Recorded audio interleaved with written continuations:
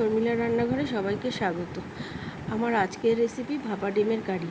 এই রেসিপিটি বানানোর জন্য প্রথমে একটা পাত্রে কিছুটা তেল মাখিয়ে তাতে 5টা ডিম ফাটিয়ে, একটা কুচনো পেঁয়াজ, 5 থেকে 6 কোয়া রসুন কুচি ও একটা কাঁচা লঙ্কা কুচি দিয়ে স্বাদ মতো নুন দিয়ে ভালো করে ফেটিয়ে নেব। এবার 1 চামচ শুকনো লঙ্কার গুঁড়ো ওপর দিয়ে দেব।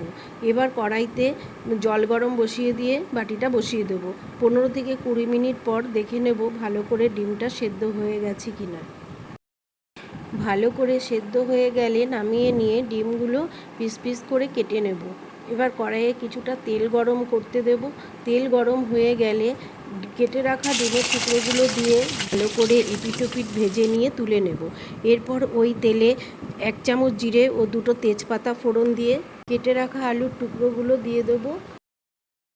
এবার কিছুটা কেটে রাখা পেঁয়াজ কুচি দিয়ে দেবো ও সামান্য নুন দেবো, 2 চামচ হলুদ গুঁড়ো। এরপরে একটা মশলার পেস্ট দিয়ে দেবো, যার মধ্যে একটা গোটা টমেটো, একটা ছোট সাইজের পেঁয়াজ ও 1 ইঞ্চি আদার টুকরো ও 5টা শুকনো লঙ্কা।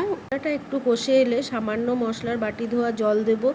ঝোলটা একটু ফুটে এলে স্বাদ মতো চিনি দেবো। এরপর 2 কাপ গরম জল দিয়ে দেবো। ঝোলটা ফুটে এলে ভেজে রাখা ডিমের টুকরোগুলো দিয়ে দেবো। ঝোলটা একটু টান টান হয়ে এলে নামিয়ে নেব। একদম রেডি ভাপা ডিমের কারি।